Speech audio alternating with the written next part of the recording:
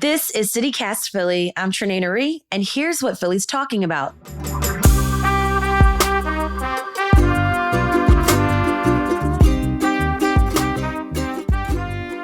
Before we get into the state of Philly schools, because it's back to school season, I want to take us back.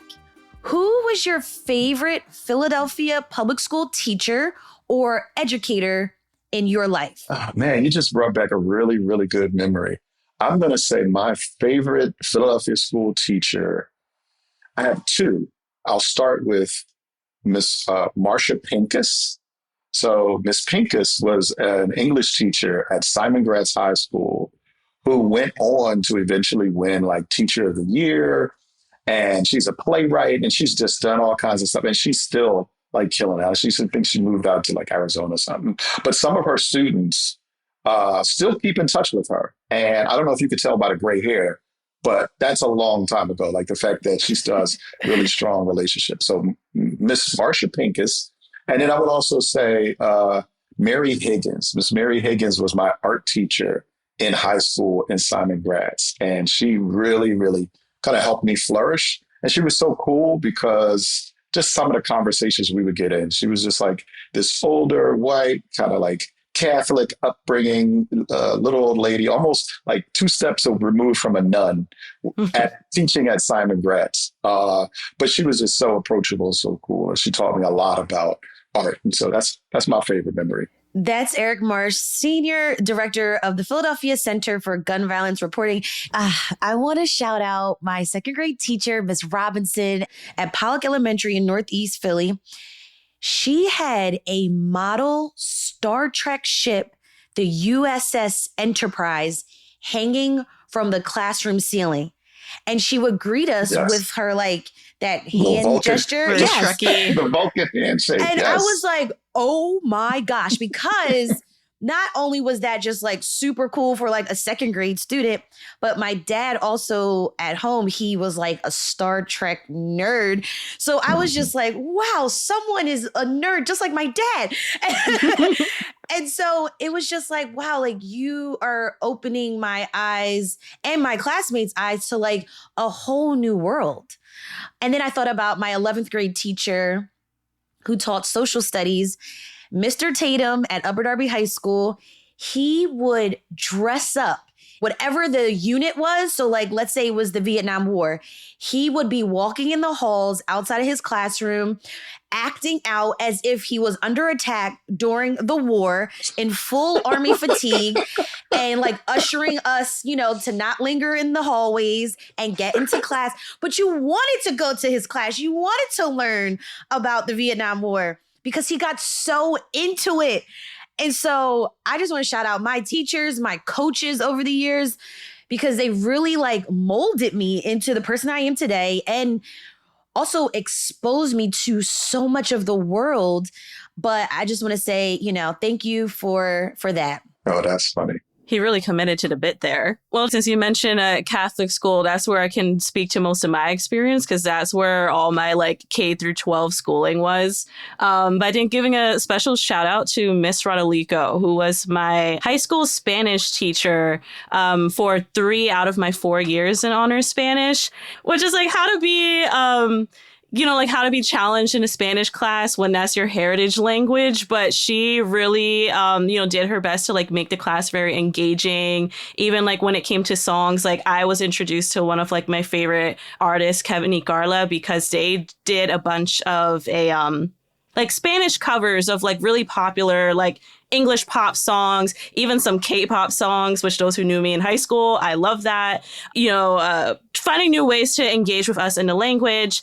And she really dealt with the nonsense our class gave because we were a very silly group of students, but she took it in stride, being super chill. And she was also the faculty advisor for the student paper, which I was on for 3 years. So it was like really cool to reach back out to her years later, having graduated and be like, hey, like going from the school paper to now actually working in journalism. So it was like really sweet to have her support reconnecting all that time later. That's amazing. That's Siani Colόn, creative producer here at CityCast Philly. And what I hear basically all of us talking about is teachers who were super engaged in the classroom and extending themselves, dealing with rowdy teenagers and rowdy kids. And so shout out to all the teachers and best of luck as you get through another school year. And thank you for your service. So I wanted to preview some of the challenges, though, that Philly Public Schools are facing this year, because Monday was the first day of school for public school students here in the city. And one of those challenges is keeping teachers around. Axios Philadelphia came out with some numbers. 316 teachers resigned last school year. And that's up from the previous school year where 285 had resigned. Now, about nearly 200 teachers did retire, but the district is having some challenges retaining teachers. Yeah, it's been an ongoing issue for quite a while. And unfortunately, I know I saw a statistic recently about how they were making an effort to recruit more teachers and that there was an increase in the number of recruits, but that number still did not offset the number of teachers that were leaving. Mm-hmm. And so I'm wondering, based on what you guys are aware of, what could be the leading cause of that, or what are some of the things that the reports are saying?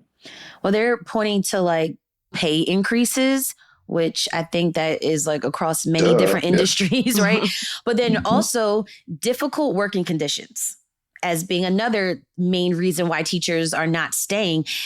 I mean, Chalkbeat Philadelphia reported 52 schools in the school district still don't have adequate air conditioning. So as you can imagine, you're hot, you're sweating, no one's learning in those type of conditions.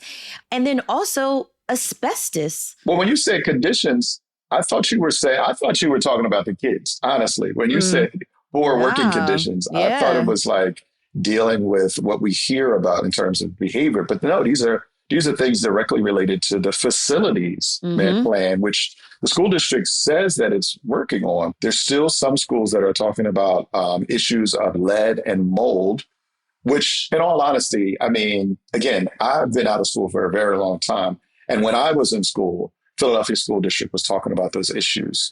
Wow. And so what is happening with the school district in terms of every new superintendent has a plan? And also, just for transparency's sake, I am a former member of the Superintendent's Parent Advisory Council. Okay. So I've got a chance to sit in, but earlier this year, I actually resigned from the council. And part of the reason was because this seems to be an ongoing issue with not only how the district is addressing the issue, but also how they're communicating the issue.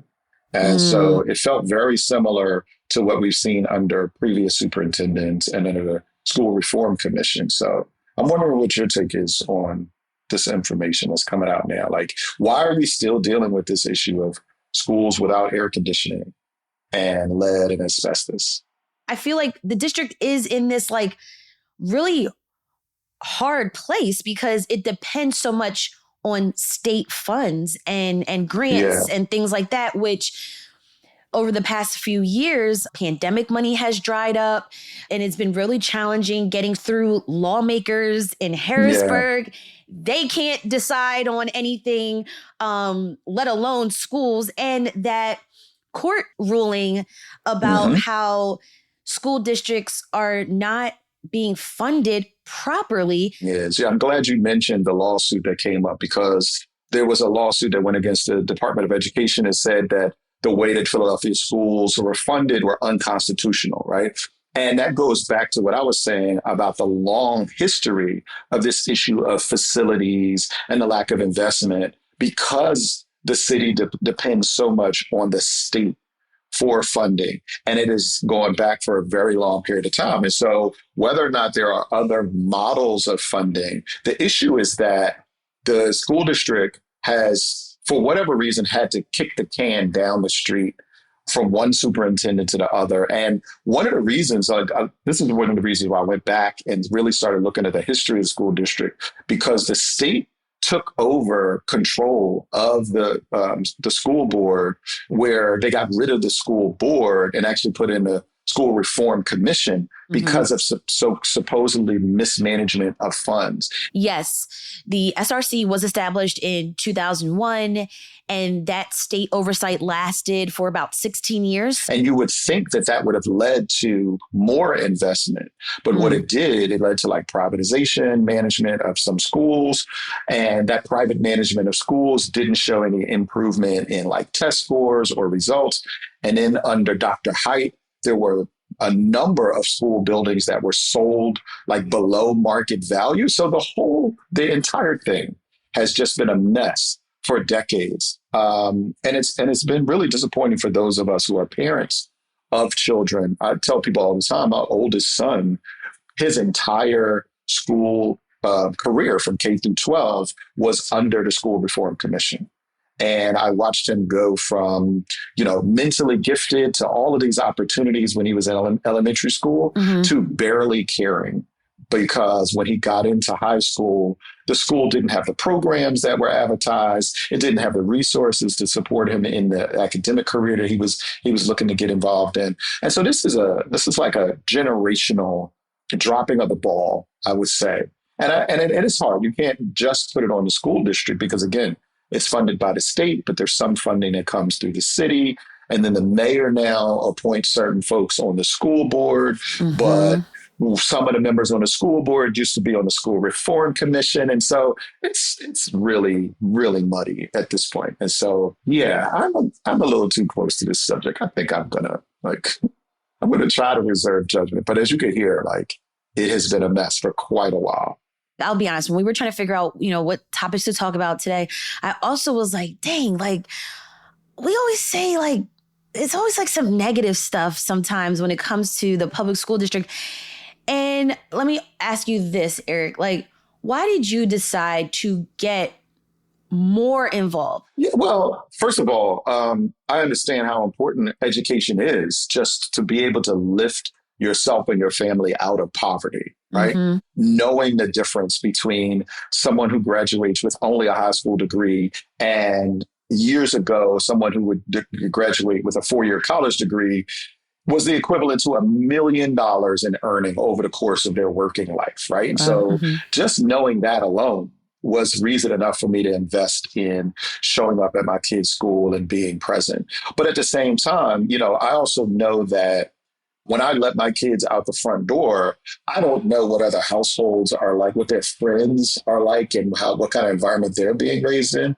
So showing up at their school and being present was a way to influence the community, their peers, to be able to show up for kids that maybe didn't have a dad or didn't have a caring parent in their life, right? And so that was a big a part of why I showed up. And it just continued over the years, from my oldest son used to be a student at Cleveland. My stepdaughter was a student at Bethune.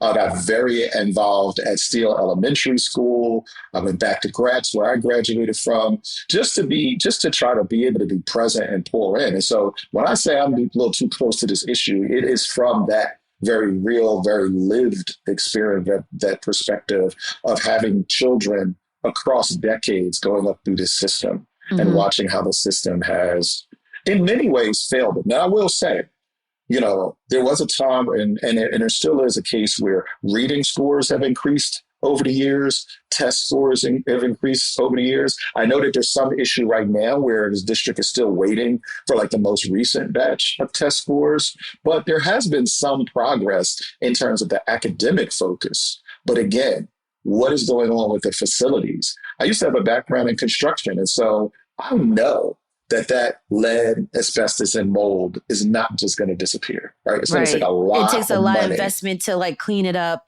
and get things in order. Exactly.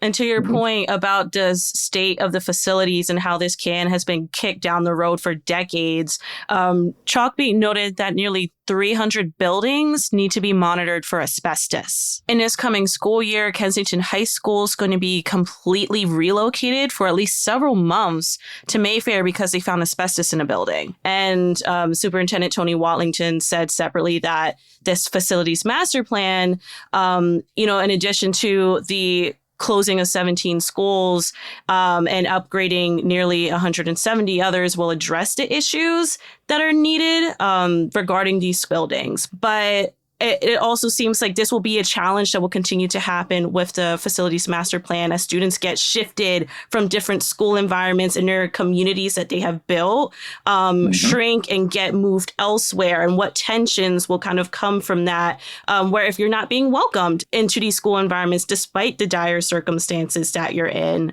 and just how that disrupts education altogether. I remember Frankfurt High School was closed for 2 years because of the asbestos, and that took nearly $30 million that could have been invested in so many other things that these students need. But we had to do, this remediation because this had been prolonged for so long. And you have theater kids having to do their school musicals at a local church because their school isn't at the state it should be to help them be their best.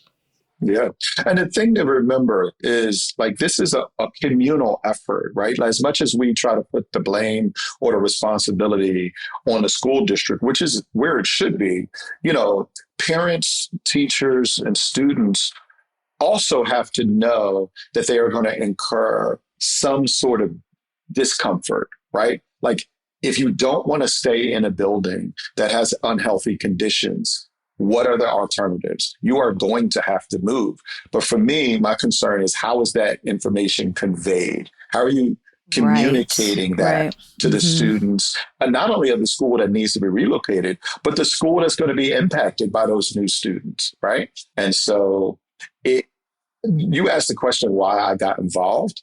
Why I got involved is because I could see institutions like University of Pennsylvania, Temple University, and Drexel, the eds and meds growing across the city of Philadelphia.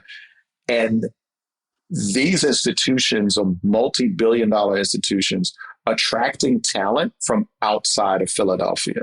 Why? Because the students in Philadelphia were not getting the quality of education to make them qualified to get those high-paying jobs. And so that then impacts gentrification and housing. And so, again, I could talk about this for weeks, but the reality is, that is the reality. And the other reality is that parents also ask, well, what other educational options are there since we don't have a neighborhood school anymore or whatever? And you learn more about the other options, charter, private, independent, this. Or you take your whole family and go across to Delaware County or Montgomery County or Jersey and just move out of Philly completely because you're over all of this drama with the schools. Yeah. All right. We've got more after this break.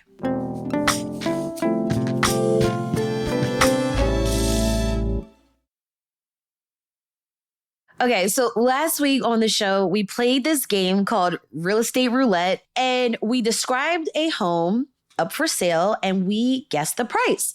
So this week, I was curious about playing this game with apartments, okay? So I'll go first.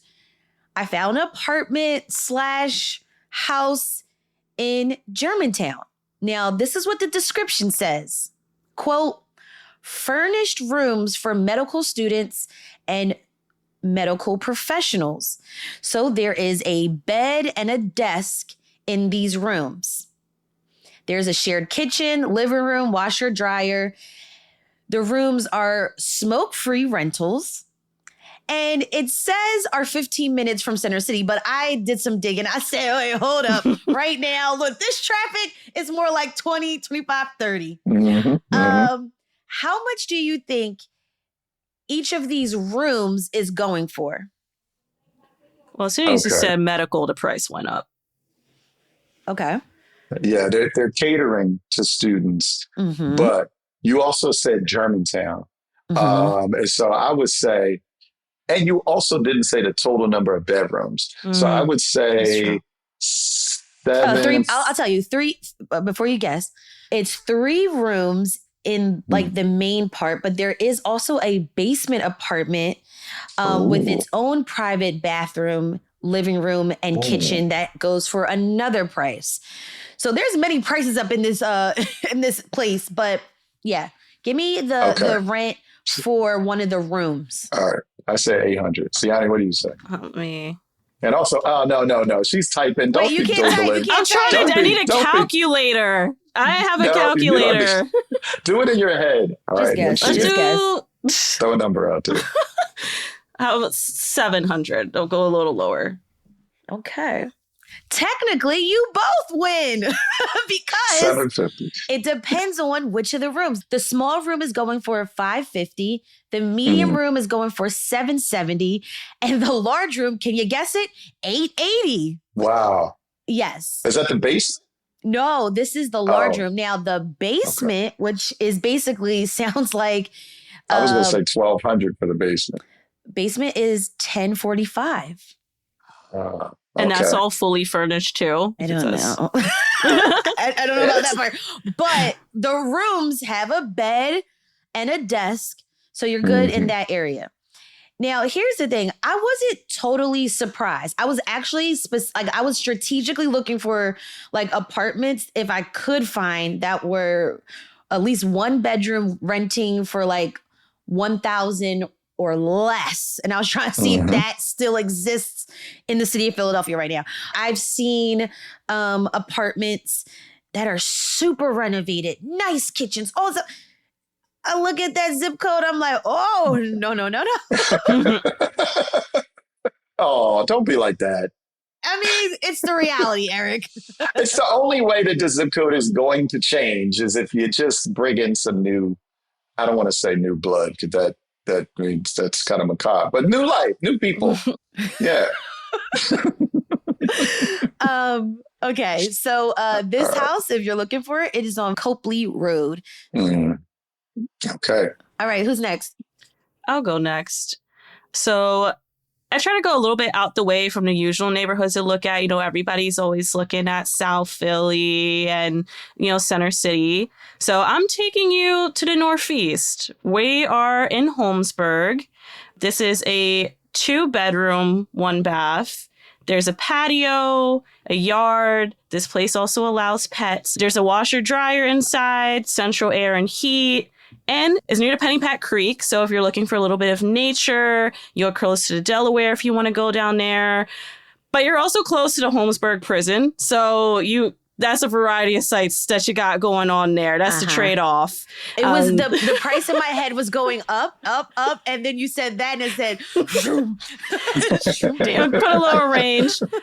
But you're pretty close to Frankfurt Ave and Torresdale Ave, you know, these bustling corridors, and the I-95 as well to get you where you need to go. Is this renovated? It's yes. Frankfurt. It's renovated. Northeast and Holmesburg. It's renovated. 2-bedroom, 2-bath. You got, you know, your new wood flooring. So if it is renovated, I would say $1,350. Really? A month. Yeah. I was going in the range of like $1,700, $1,800 a month. Trenae, you're on it. It's $1,750. Yeah. Right. To be near the prison. Sounds about right. I mean, but you're also near the creek and 95 and these bustling corridors, and you're getting hardwood floors, not carpet. I mean, it's a very accessible area. So okay. That's the trade-off. $1,750. I feel bad. Your turn. I was hoping that it was a little lower than that because of where it is, and like we got to have some accessible neighborhoods. But not in this economy. Not no more. All right, so let me see if mine throws you off, and I'm going to save what part of the city it's in until last. Okay. So my unit is a 2-bedroom, 2-bath. Ooh. And it is 1,200 square feet. So it's a nice size, a decent size unit. The deposit to move in is only $500. So that's something. It has washer dryers in the unit. The lease, if you agree to an 18-month lease, you get 2 months free. And it has something called a porte cocherie entrance, which is basically like you can drive up to into it. But the neighborhood is in Center City. Okay. So it's definitely not the Holmesburg rent. Okay. Automatically, like if it's 2-bedroom and then 2-bath, it's at least in my head $2,500. Then you said it's got this fancy like entrance. Yeah, that added Is there a it. door person? They just put a French name on it. Okay. It says controlled access. It doesn't say a door person. Okay, so there's like some type of technology or something. They didn't want to pay a person to work the door. To 2 bedrooms, 2 baths. 31. Oh, I'm gonna just say it. 31. 3,100. 3,100. That's your final answer. Yep. Siani, what's your guess? I was gonna say 2,700, but now I feel like it needs to be higher. Oh, why is that? Just the nature of being in Center City. Yeah. It has to make you go, do I really want to pay this? Yeah, I mean? Yeah. I'm locking in, even though I think it should be higher. Okay. I'm going to start with the address. The location is 12th and Walnut. You didn't say Do you that. want to change it? Do you want to change it right at all? Put it even higher. Yeah. Final answers? No, because like after a while, like this is what I think about, right? If your rent in Philadelphia is like anything over 3,500, it's kind of like I think you should just buy the place or whatever. Like, because I've seen rents. They owe you money. Yeah. Right. But I've seen rents that are like 4,000, 5,000. I'm just like, it gets to a point. You know what I'm saying? Like, who even has that? It just gets to a point. It gets to a point. All right. So you're tired of guessing yet? Can I tell you? Yes, tell us. What's the damage? All right, so this 2-bedroom, 2-bath unit at 12th and Walnut goes for $5,790 a month. No. Buy a house. Just buy a house. Or like you need to be like the owner of that. That is a condo at that point. I'll go with you to the realtor. Yeah. It's got controlled access though. And it has a pet washing station. It has a pet. I don't even know what that means. You should have mentioned that first. I feel like that. Yeah, you mentioned that. Right. I would have said 6,000. No, that's insane. Is it not insane? My thing is, what do you do for a living? Please, like, let me know. What do y'all do for a living that y'all can afford $5,000 just for your rent? Yes. No, almost 6,000 at this $5,790. Oh, it was but it's only a $500 deposit, so you can put it on hold and maybe put it on layaway or something. Do they know they still got to pay for groceries after this? Groceries, and then you're in Center City, so you're gonna go to the nice restaurants. You're gonna and who's gonna have a dog at that price point? Like, well, I guess you could afford all of that. You could afford a Shih Tzu. This is insane. Philadelphia doesn't make sense. Oh, it doesn't make sense. Well, you know what else doesn't make sense? Where the hell to put this portal at? And we'll explain after the break.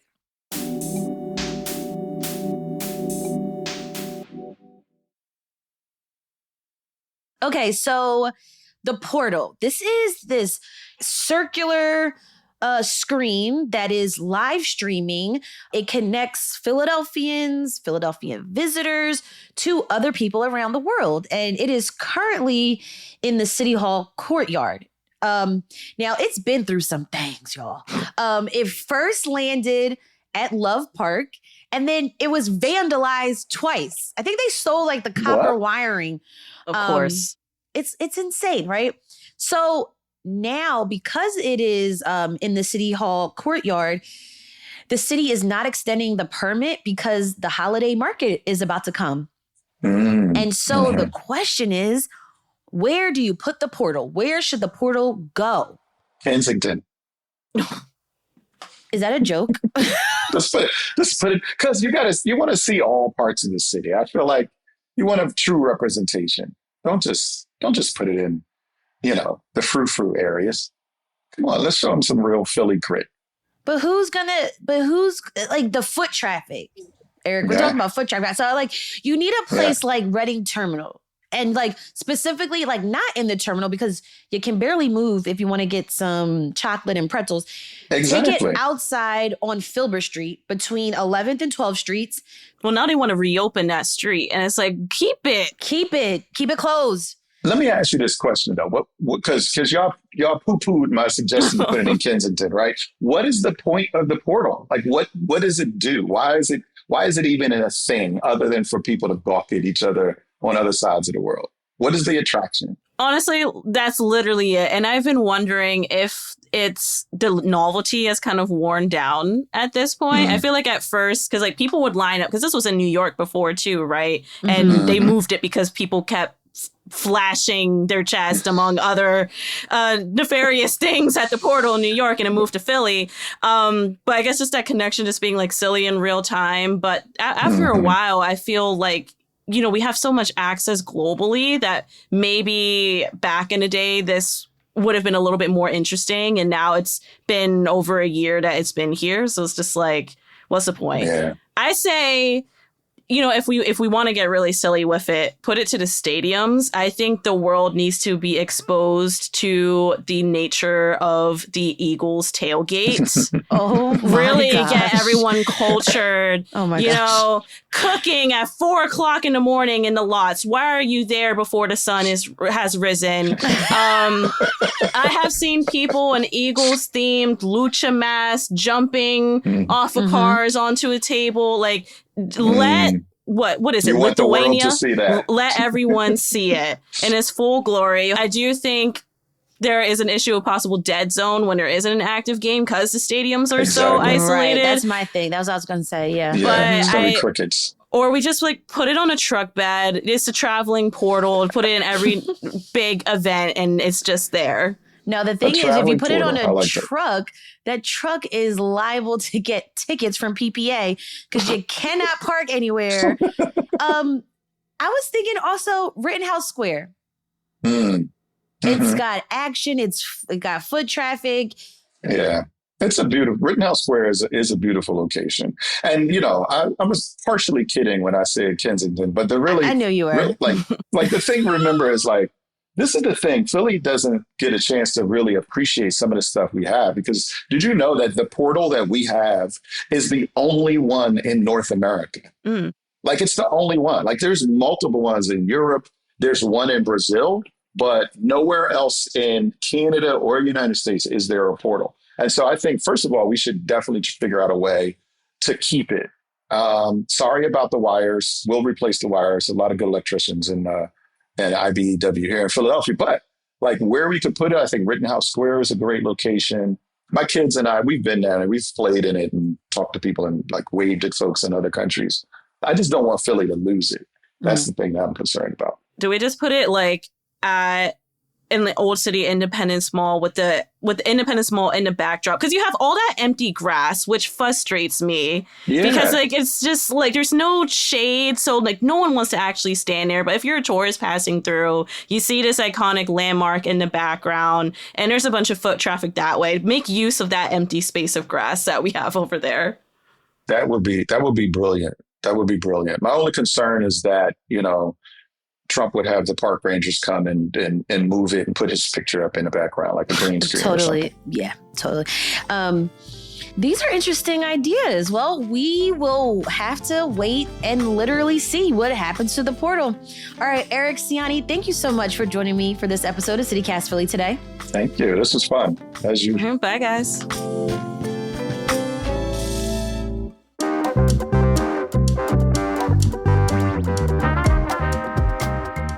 That's all for us today here on CityCast Philly. If you enjoyed this episode, share this with a friend. Also rate the show, leave us a review, and hit that subscribe button. Be sure to sign up for our morning newsletter to learn more about what else Philly's talking about. And don't forget, you can support the show and get great perks by becoming a CityCast Philly neighbor at membership.citycast.fm/Philly. We'll be back tomorrow. We've got more news from around the city. Bye.